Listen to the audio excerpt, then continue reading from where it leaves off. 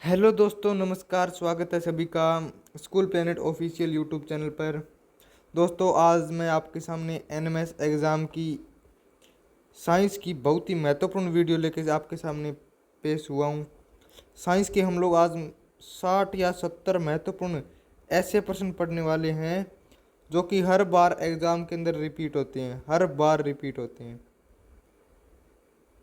तो इस प्रश्न को पढ़ेंगे। इससे पहले मैं आपको एक जानकारी और देता हूँ कि अगर आप एनएमएस एग्ज़ाम के कन्फर्म सिलेक्शन चाहते हो कि आपका कन्फर्म सिलेक्शन होना ही चाहिए, तो आपको क्या करना पड़ेगा। आपको हमारा ऐप है प्ले स्टोर के ऊपर, नाम मैं आपको लिख देता हूँ, जीएस प्लेनेट ऑफिशियल। ये नाम से आपको सर्च करना है।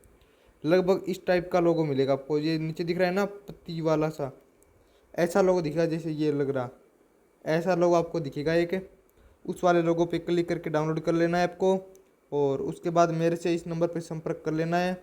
आपसे थोड़ा बहुत पेमेंट लिया जाएगा, लेकिन वो पेमेंट करने के बाद आपका कन्फर्म सिलेक्शन, यानी कि ज़बरदस्त तरीके से आपको तैयारी उसके अंदर आपकी करवाई जाएगी। तो अगर उस कोर्स से जुड़ना चाहते हो तो इस नंबर पे मैसेज कर सकते हो या फिर डायरेक्ट कॉल कर सकते हो, वो आपकी मर्ज़ी है। ठीक है जी। अब देखते हैं, आज की क्लास को शुरू करते हैं और चैप्टर को फटाफट से सभी प्रश्न को पढ़ते हुए चलते हैं। टाइम वेस्ट करेंगे नहीं, क्योंकि आपका एग्ज़ाम का जस्ट 1 महीना बचा है।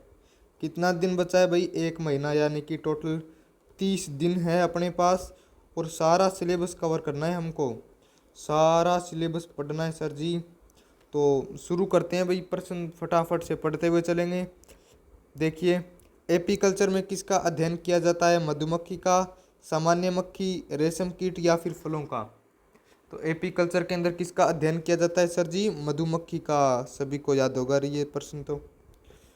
अगला प्रश्न देखो, पेडोलॉजी का संबंध किससे है? किसका? पेडोलॉजी का। मृदा से है, जल से, फूलों से या फिर फलों से? किससे? अभी सारे बच्चे इस प्रश्न का जवाब दे दो मेरे को। पेडोलॉजी, पेडोलॉजी का संबंध किससे होगा? मृदा से। किससे होगा सर जी? मृदा से। प्रश्न को साथ साथ में रटते हुए चलो, अगर याद नहीं है तो साथ साथ में रट लो, अगर याद है तो अच्छी बात है। हॉर्टिकल्चर में अध्ययन किया जाता है किसके अंदर? हॉर्टिकल्चर में किसका अध्ययन करेंगे? फलों का, सब्जियों का, फूलों का या फिर सजावटी पादपों का? किसका करेंगे भाई बताओ?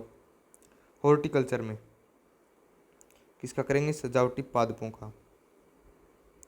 सर जी ये प्रश्न तो याद था। हाँ भाई, कई प्रश्न आपको याद भी होंगे, लेकिन जो याद नहीं है उनको रट लो, जो याद नहीं है उनको रट लो। सर जी कुछ बच्चे कह रहे हैं कि सर सिलेबस नहीं करवाया। अरे सिलेबस पूरा करवा देंगे, जितना करवा दिया वो पढ़ लो। ठीक है रे। सेरिकल्चर क्या है बताओ? सेरिकल्चर क्या है? रेशम कीट पालन, मधुमक्खी पालन या पशुपालन या फिर मत्स्य पालन? यानी कि मछली को पालना या पशुओं को पालना या मक्खी को पालना या फिर रेशम कीट को पालना। सेरिकल्चर क्या है? ये सर जी आप ही बता दो। चलो ठीक है, मैं बता देता हूँ। सेरिकल्चर क्या है? रेशम कीट पालन। सेरिकल्चर क्या है? एक रेशम कीट को पालने की प्रक्रिया को क्या कहते हैं? सेरिकल्चर। ठीक है जी। जंतुओं एवं पादपों के वर्गीकरण का अध्ययन क्या कहलाता है? किसका? जंतुओं एवं पादपों के वर्गीकरण का अध्ययन क्या कहलाएगा? इनका अध्ययन कहलाएगा वर्गीकी। क्या कहलाएगा रे? वर्गीकी। रट लो रे। जंतुओं के व्यवहार का अध्ययन किसका? जंतुओं के व्यवहार का अध्ययन क्या कहलाता है? आकारिकी, हिस्टोलॉजी, एथोलॉजी या फिर कार्यकी? जंतुओं के व्यवहार का अध्ययन क्या कहलाता है? एथोलॉजी कहलाता है सर जी। क्या कहलाता है सर जी? एथोलॉजी। सारे बच्चे कमेंट कर दो रे, जिस जिसको प्रश्न ये आ रहा है कमेंट कर दो कि सर मेरे को ये प्रश्न आता था लेकिन मैं बताया नहीं। छुपा के रखोगे ना? चलो ठीक है भाई, छुपा के रख लो, ना बताओ मेरे को तो, लेकिन परीक्षा में मत छुपाना। फलों का अध्ययन क्या कहलाता है? एंथोलॉजी, पायोलॉजी, स्पर्मोलॉजी, कार्यकी? फलों का अध्ययन क्या कहलाता है रे? तो फलों का अध्ययन आपका कहलाता है पायोलॉजी। क्या? पायोलॉजी सर जी। ठीक है, ये प्रश्न भी याद हो गया। आज क्लास खत्म होते होते आपको कम से कम 60 या 70% रटा दूंगा, गारंटी है। 60% तो कन्फर्म याद हो जाएंगे आपके। अगर इनमें से डायरेक्ट प्रश्न आएगा तो आपका वो गलत होगा ही नहीं, और ये बात कन्फर्म है कि इनसे बाहर प्रश्न जाएगा नहीं। तो मतलब आपका सिलेक्शन हो गया कन्फर्म, पक्का। क्या हो गया? पक्का सिलेक्शन। तो पक्का सिलेक्शन लेने के लिए सारी क्लासों को देखना पड़ेगा आपको, एक क्लास से काम नहीं बनने वाला। जंतु एवं आवास का संबंध विज्ञान की किस शाखा में किया जाता है? जंतु एवं आवास से संबंधित शाखा कौन सी है विज्ञान की? कौन सी होगी रे लाडलो? चार ऑप्शन आपके सामने पड़े, जिसका आपको उत्तर आता है वही बता दो। किसी का भी नहीं आता? किसी को भी नहीं आता कह रहे? इकोलॉजी किस में करते हैं? इकोलॉजी के अंदर किस में करेंगे? इकोलॉजी में। ठीक है भाई, अगला प्रश्न देखो। मानव मस्तिष्क का अध्ययन किस शाखा में होता है विज्ञान की? किस में करेंगे? सर जी कोई सी में भी कर दो। नहीं यार, ऐसे कैसे कर देंगे, बताओ। आर्थोपेडिक्स या साइकोलॉजी या फाइकोलॉजी या डिमोग्राफी? चार ऑप्शन आपके सामने पड़े हैं, आपने इनमें से एक बताना है, कौन सा होगा? कौन सा होगा? आर्थोपेडिक्स से ऑप्शन नंबर एक है। मानव मस्तिष्क का अध्ययन किस में करते हैं? आर्थोपेडिक्स के अंदर करते हैं रे, याद कर लो बच्चों। पीडीएफ आपको मिलेगी व्हाट्सएप नंबर पे, नंबर ये रहे 911। चलो नंबर दोबारा लिख देता हूँ भाई, ये नंबर है मेरे 9119218788। नंबर पे मैसेज करना है व्हाट्सएप पे। सर जी क्या मैसेज करना है? ये लिख देना कि सर एनएमएस एग्ज़ाम का स्टूडेंट हूँ, आपकी क्लासें डेली रेगुलर लगाता हूँ, और मेरे को पीडीएफ चाहिए। आपको ग्रुप में जोड़ दिया जाएगा, उस ग्रुप के अंदर पीडीएफ डालते रहेंगे। पक्षियों का संबंध, पक्षियों का अध्ययन क्या कहलाता है? वायरोलॉजी, फेनोलॉजी, आर्निथोलॉजी या फिर जेनिटिवस, क्या कहलाता है बताओ? क्या कहलाएगा रे लाडलो? 10वां पर्सन।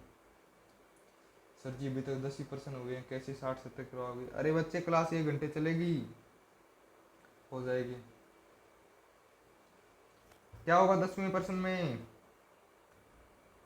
सर जी हमको तो कुछ नहीं लगता, आप बता दो। आर्निथोलॉजी, क्या होगा? आर्निथोलॉजी, ऑप्शन नंबर 3। कौन सा? Option number 3, आर्निथोलॉजी। ठीक है भाई, अगला प्रश्न देखो। सर आज सारे प्रश्न इतने कठिन कैसे लेके आ गए?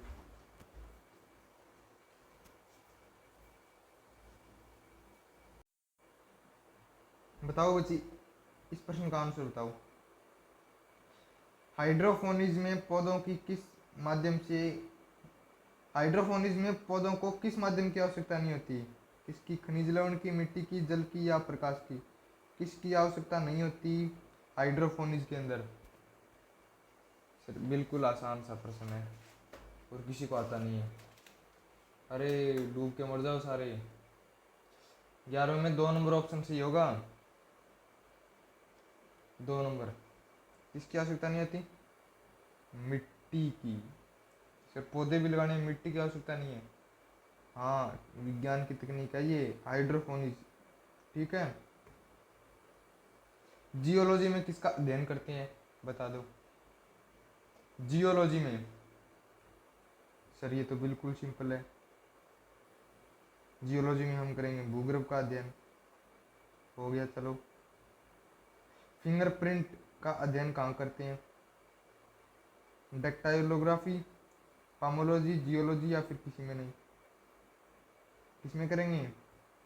सर ये भी नहीं पता, मैं बता देता हूँ, डेक्टालोग्राफी ये करेगा। याद कर लो सभी प्रश्न को। वर्धावस्था से संबंधित विज्ञान की शाखा। सर इसमें मजा आएगा। ठीक है भाई, ये पढ़ लो।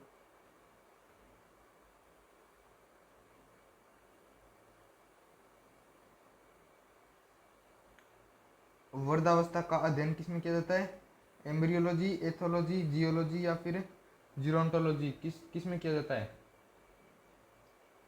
जीरोंटोलॉजी में। किसमें? जीरोंटोलॉजी में। चल ठीक है, अगला प्रश्न देखो भाई। कल्टीवेशन में अध्ययन करते हैं, किसका अध्ययन करते हैं कल्टीवेशन में? घासों का, फलों का, पुष्पों का या फिर भ्रूण का? जीरोंटोलॉजी में नहीं, कल्टीवेशन में किसका अध्ययन करते हैं? किसका करेंगे? भ्रूण का। किसका करेंगे रे? भ्रूण का अध्ययन करेंगे जीरोंटोलॉजी के अंदर, यानी कि ऑप्शन नंबर 4 इसका सही आंसर हो जाएगा। अब आ गया अपना नया चैप्टर एक विज्ञान का। चैप्टर का नाम है सदिश एवं अदिश राशियां। प्रश्न क्या दे रखा है कि निम्न में से सदिश राशि कौन सी है? वेग, त्वरण, बल, उक्त को सभी। कौन सी सदिश राशि है? क्या पूछा है हम लोगों से कि सदिश राशि कौन सी है? वेग भी सदिश है, त्वरण भी सदिश राशि है और बल भी, यानी कि तीनों सदिश राशियां हैं। याद रखना बच्चे, 8वीं क्लास में पढ़ के आए हो कि सदिश राशियां, अदिश राशियां, तो उक्त सभी सदिश राशियां हैं भाई। यहाँ पे तो सिर्फ हम लोग रिवाइज कर रहे हैं, जो आपका पढ़ा हुआ है उसको रिवाइज कर रहे हैं। आप फटाफट आंसर देते जाओ, मैं प्रश्न बोलते जाता हूँ। आपकी तैयारी का आंकलन कर रहे हैं, कितनी तैयारी है। जिसको याद नहीं है वो प्रश्न रटते जाओ साथ साथ में। अगला प्रश्न देखो, न्यूट्रॉन के खोजकर्ता कौन थे? बता दो। न्यूट्रॉन के खोजकर्ता, ये तो बताना पड़ेगा भाई, सभी बच्चों को बताना पड़ेगा। ये न्यूट्रॉन के खोजकर्ता एंडरसन, पाउली, मुकावा या जेम्स चैडविक, कौन थे भी बता दो। कौन थे? James Chadwick. कौन थे? जेम्स चैडविक, यानी कि ऑप्शन नंबर 4। न्यूट्रॉन की खोजकर्ता कौन थे? James Chadwick. ठीक है, याद हो गया गुरु जी। अगला, सदिश राशि में किसको व्यक्त करते हैं? केवल दिशा को, केवल परिणाम को, दोनों को या फिर इनमें से किसी को नहीं? सदिश राशि में, सदिश राशि क्या होती है? सदिश राशि बच्चों वह होती है जिसमें एक फिक्स परिमाण भी होता है और परिमाण के साथ साथ दिशा भी होती है। जिसमें दिशा नहीं होती वो हो जाएगी अदिश, यानी केवल अगर परिमाण होगा तो अदिश, परिमाण के साथ दिशा तो वो सदिश। जैसे उदाहरण देखो, जैसे रमेश जा रहा है कितने किलोमीटर? 10 किलोमीटर जा रहा है। ठीक है, 10 किलोमीटर जा रहा है। 10 किलोमीटर कहाँ जा रहा है? उत्तर दिशा में जा रहा है। 10 किलोमीटर कहाँ जा रहा है? उत्तर दिशा में, यानी कि ये फिक्स हो गया। ये क्या हो गई अपनी सदिश। और सीधा अगर जा रहा है तो अदिश, अगर उत्तर शब्द ना आए तो अदिश हो जाएगा। ठीक है भाई, ये प्रश्न याद हो गया गुरु जी। इसमें ऑप्शन नंबर सी से ही हो जाएगा भाई। ओम इंटू मीटर किसका मात्रक है? ओम इंटू मीटर पढ़ के आए हो भी सारे बच्चे। ओम मीटर किसका होगा लाडलो? ओम मीटर किसका होगा? विशिष्ट प्रतिरोध का। सर जी लिख रखा ये रहा, दोबारा क्यों लिख रहे हो? अरे नहीं लिखूंगा रे। विशिष्ट प्रतिरोध का। किलो कैलोरी प्रति ग्राम प्रति किलोग्राम किसका मात्रक है? किलो कैलोरी प्रति किलोग्राम किसका मात्रक होगा? बताओ। ऊष्मा का, विशिष्ट ऊष्मा का, शांता का, विभवांतर का। जिसको ये पाठ अच्छे से याद नहीं है वो प्रश्न को रटते हुए चलो। क्या करते हुए चलो? प्रश्न को रटते हुए चलो। किसका मात्रक हो जाएगा? विशिष्ट ऊष्मा का मात्रक हो जाएगा। ठीक है सर जी, याद हो गया। निम्न में से अदिश राशि कौन कौन सी है बता दो। बल तो सदिश है, हम लोग पिछली प्रश्न में पढ़ के आ गए, याद हो गया सर जी वो तो। और क्या? संवेग भी सदिश है। बल इसमें आ गया तो ये भी सदिश है। बच गया क्या? घनत्व। तो अदिश कौन सा हो गया? घनत्व। ठीक है सर। जूल किसका मात्रक है ये भी बता दो। जूल, जूल किसका मात्रक होगा? किसी को याद नहीं है? अरे याद हो जाएगा, सभी को याद हो जाएगा। जूल किसका है? जूल ऊर्जा का भी मात्रक है और जूल कार्य का भी मात्रक है। कौन सा ऑप्शन? दोनों। 3 नंबर। क्या दोनों सही है?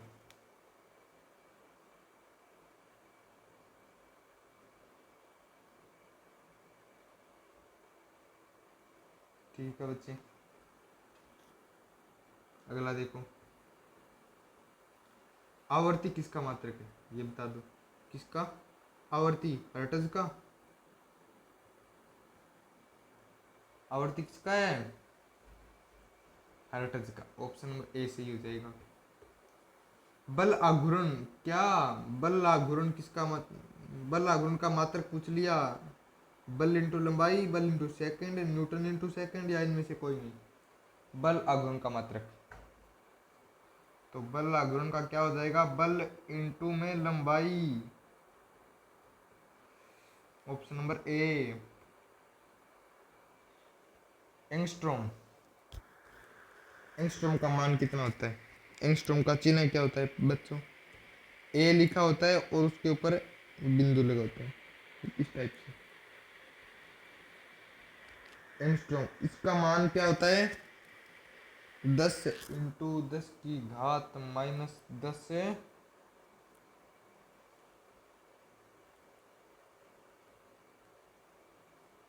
क्या होता है रे? एक एंगस्ट्रॉम 10 की घात माइनस 10 मीटर। ठीक है बच्चों, अगला देखो।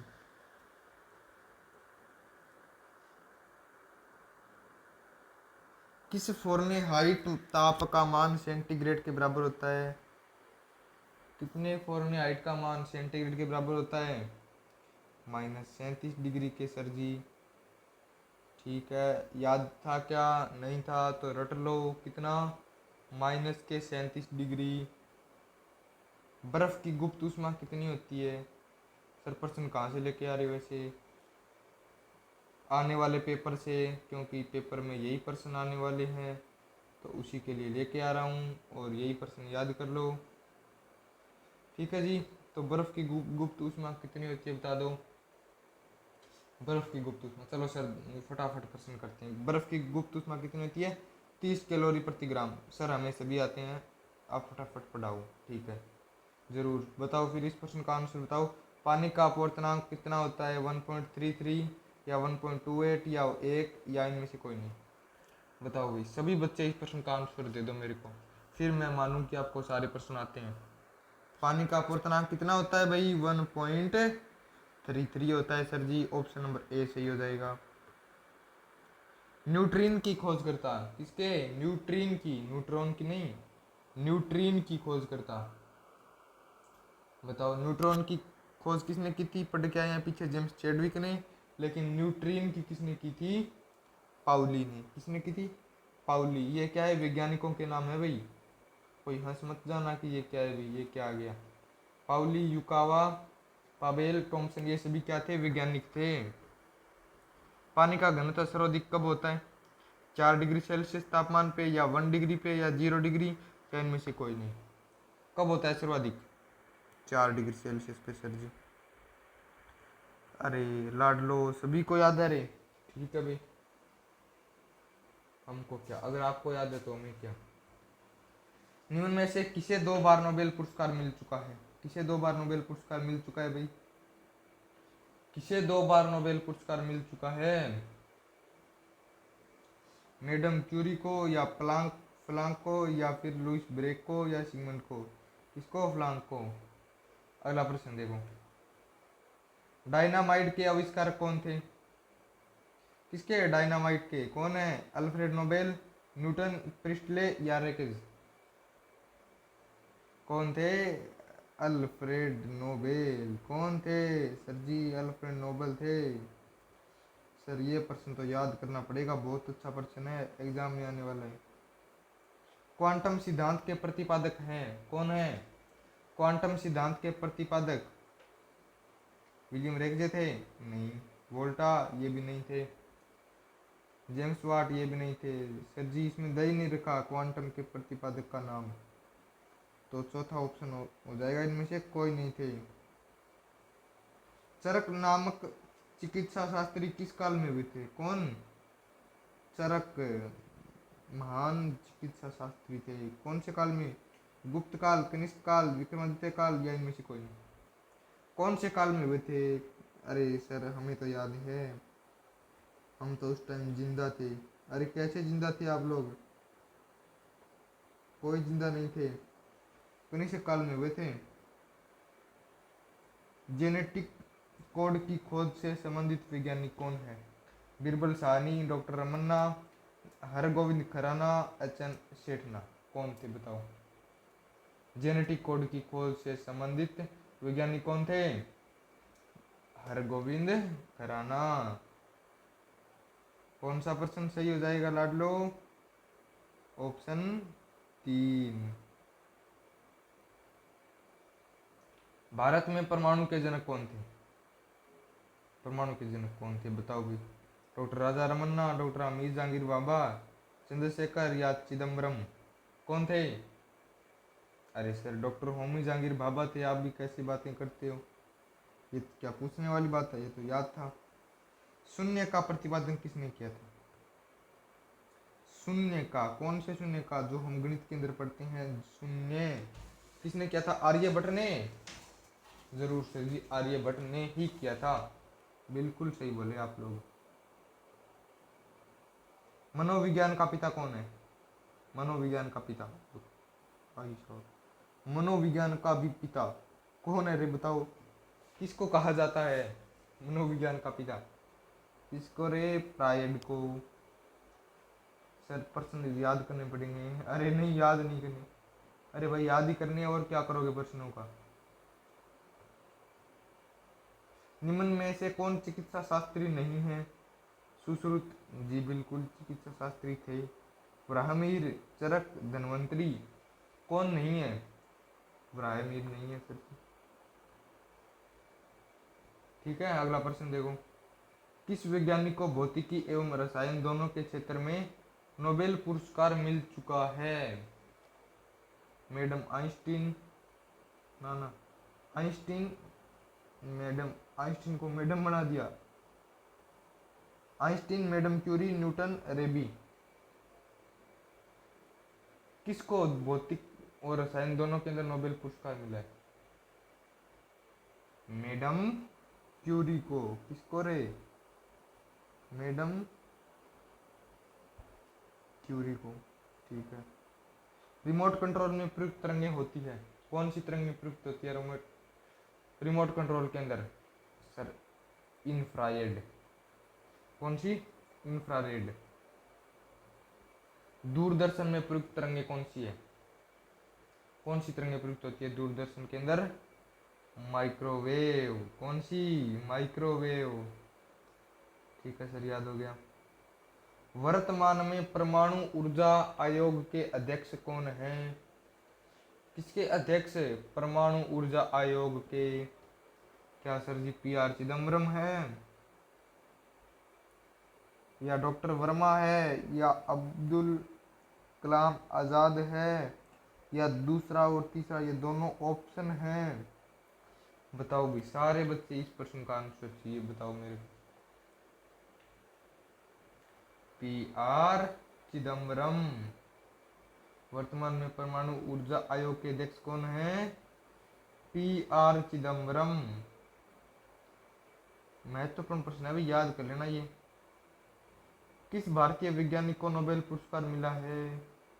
हरगोविंद खुराना को, या जीवी नालिकार, या चंद्रशेखर वेंकटरमन, या उक्त सभी? ठक सभी नहीं है रे, उक्त सभी है। किसको मिला है नोबेल पुरस्कार? कौन सा पुरस्कार? नोबेल किसको मिला है? चंद्रशेखर वेंकटरमन को। किसको? चंद्रशेखर वेंकटरमन को। अगला प्रश्न देखो। बीरबल साहनी का संबंध किससे है? जूलॉजी से, बॉटनी से, भौतिकी से, रसायन से? सर जी जूलॉजी से नहीं, बॉटनी से, या फिर फिजिक्स से,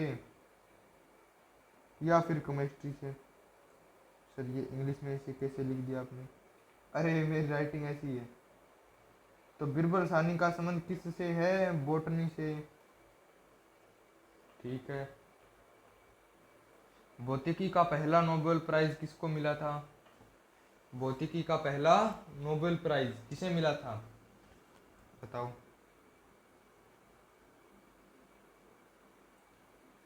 रोंटगन या बेकुटल या आइंस्टीन या कोई नहीं?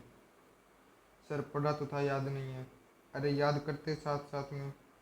रोंटगन ने पहला पुरस्कार किसे मिला था? नोबेल प्राइज रोंटगन को मिला था। ठीक है। इलेक्ट्रॉन की खोज किसने की थी? बताओ। न्यूट्रॉन की पहले पढ़ के आ गए। जेम्स चैडविक थे।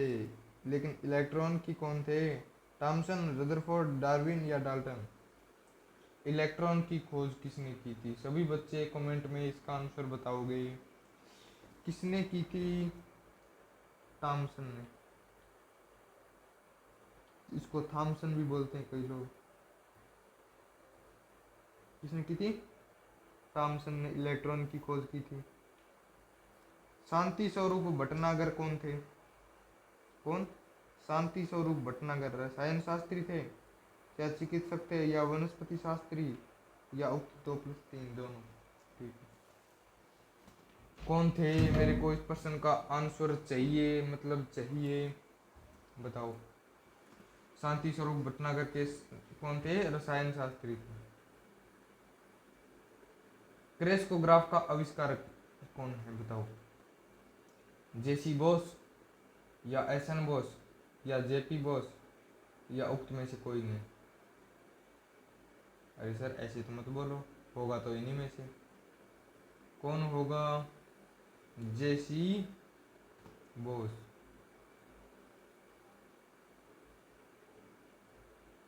अमेरिका ने अपनी दूरबीन का नाम चंद्रा नाम किया वैज्ञानिक के पुराने नाम पर रखा है। किस वैज्ञानिक के पुराने नाम पर रखा है? बताओ। डॉक्टर एस चंद्रशेखर, या सीवी चंद्रशेखर, या होमी जहांगीर भाभा, या उक्त में से कोई नहीं? इन्हीं दो में से एक होगा सर, चंद्र। क्योंकि दूरबीन का नाम चंद्रा है तो ये तो हो नहीं सकता, तो ये भी नहीं। कौन सा हो जाएगा? Doctor S Chandrasen.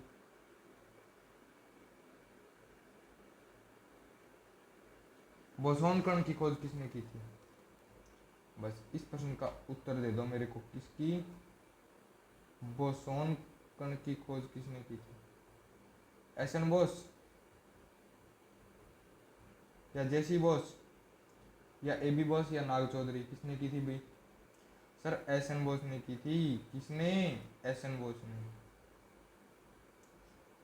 जयपुर पेड़ के निर्माण के लिए नोबेल पुरस्कार किसे मिला है? किसके निर्माण के लिए? जयपुर पेड़ के निर्माण के लिए नोबेल पुरस्कार मिला है। लेकिन मिला किसे है ये बताओ ना। सर पढ़े तो थे लेकिन याद नहीं किया। अरे क्यों नहीं किया याद? एग्जाम पास नहीं करना है क्या? Doctor Pramod Karan Sethi, doctor Sethna, doctor Narlikar, doctor B C Roy? Sir सारे ऑप्शन चारों के एक, चारों ऑप्शन नहीं सही लग रहे हैं। अरे ऐसे कभी हुआ है क्या कि चारों सही हो जाए? सही तो कोई एक है इनमें से, लेकिन आप बताओ कि सही कौन सा है। सर पता नहीं, आप ही बता दो। अरे मैं तो बताऊंगा। डॉक्टर प्रमोद करण सेठी को नोबेल पुरस्कार मिला है भाई। न्यूट्रॉन की खोज किसने की? ये लो भाई, ये प्रश्न पहले आ चुका है। अब कोई बच्चा इस प्रश्न का उत्तर ना देगा उसको मैं क्लास से बाहर निकाल दूंगा। क्लास से बाहर निकाल दूंगा रे। बताओ। रदरफोर्ड होगा? क्यों रे, याद नहीं किया? हाँ कई बच्चों के सही उत्तर आ रहे हैं भाई कि सर जेम्स चैडविक ने किया था। सभी बच्चे सही बताओ ना कि जेम्स चैडविक ने ही किया था। कोई कहीं घूम रहा है, कोई कहीं घूम रहा है। ब्रेल लिपि किसकी? ब्रेल लिपि के जन्मदाता कौन थे? लुइस ब्रेल, जोसेफ प्रिस्टले, या सिगमंड, या रदरफोर्ड? कौन थे भाई ब्रेल लिपि के? ब्रेल लिपि के जन्मदाता कौन थे? ब्रेल लिपि लुइस ब्रेल थे। कौन थे? Louis Braille.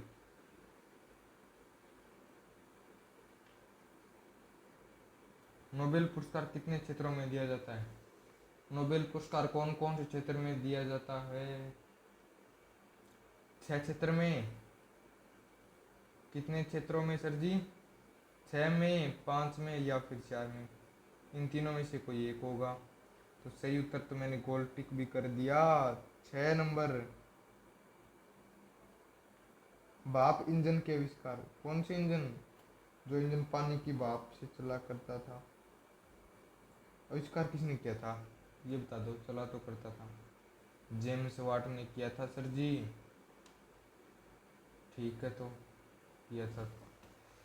तो बच्चों क्लास तो हो गई अपनी ख़त्म यहीं पे। अब कुछ महत्वपूर्ण बातें आप लोगों से मैं डिस्कस कर लेता हूँ। पहले तो सारे बच्चे ये बताओगे कमेंट के अंदर, किसके अंदर? कमेंट के अंदर ये चीज़ ज़रूर लिख के बताना कि आपके इनमें से कितने प्रश्न आपने सही किए, कितने प्रश्न सही किए। कौन सा प्रश्न आपको हार्ड लगा? आपको एनएमएस पास करना है लाडलो। एनएमएस से अच्छे नंबर से पास करना है और लोगों को दिखाना है कि कैसे स्कूल प्लेनेट पे हमने स्टडी करके इतने नंबर लिए हैं। लोगों को अपना रिजल्ट दिखाना है। ये तो ओनली साइंस की क्लास थी, बाकी सब्जेक्ट की क्लास भी तो लेनी है सर जी। तो वो भी चैनल पे चल रही है, जाके ज्वाइन कर लिया करो। हाँ, सबसे महत्वपूर्ण बात ये है, मेरे नंबर मैं आपको कब से बता रहा हूँ, कब से बता रहा हूँ, पहले तो ये बता दो मेरे को कितनी देर हो गई कहते हुए कि ये नंबर रहे, ये नंबर लिख दिए। इन पे कर दो व्हाट्सएप पे मैसेज। व्हाट्सएप पे क्या लिख के मैसेज करोगे? एनएमएस न्यू स्टूडेंट कि एनएमएस का नया विद्यार्थी हूँ, मेरे को महत्वपूर्ण प्रश्नों की पीडीएफ वो सब कुछ चाहिए। तो उसके लिए मेरे को ग्रुप में ऐड कर दो, मैं आपको तुरंत ही ऐड कर दूंगा, तुरंत ही ऐड कर दूंगा। और उससे बेटर ये रहेगा कि वीडियो का डिस्क्रिप्शन जो है ना, यानी वीडियो के नीचे आपको एक लिंक मिलेगा व्हाट्सएप ग्रुप के नाम से। अगर वहाँ से ज्वाइन हो रहा है तो वहीं से कर लो, ताकि कोई झंझट ही ना रहे। हमारा ग्रुप व्हाट्सएप पर भी है, व्हाट्सएप पे तो है ही है, ताकि जब भी क्लास हो तुरंत मैं आपको बता दूं कि हाँ अब क्लास चल रही है, अब एग्ज़ाम पास में आ गया, आपको ये पढ़ना चाहिए वो पढ़ना चाहिए, सब कुछ व्हाट्सएप पे तो है ही है। साथ में टेलीग्राम पे भी पीडीएफ देते हैं हम लोग, टेलीग्राम पे भी। और जिस बच्चे को ये लगता है कि सर इतनी पढ़ाई से काम नहीं चलेगा, मेरे को तो एनएमएस को फोड़ डालना है, अच्छे से फोड़ डालना है, तो आपको क्या करना होगा? GS planet official app download करना पड़ेगा। कौन सा?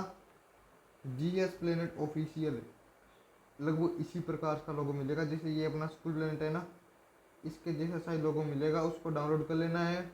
उसके अंदर आप माई कोर्सेज में जाओगे, एनएमएस नाम से कोर्स मिलेगा, उसको ले लेना है और सारी क्लासों को कंटिन्यू देखना है। तो देख लीजिए। धन्यवाद दोस्तों वीडियो देखने के लिए, और मिलते हैं अगली क्लास में। तब तक जय हिंद, जय भारत।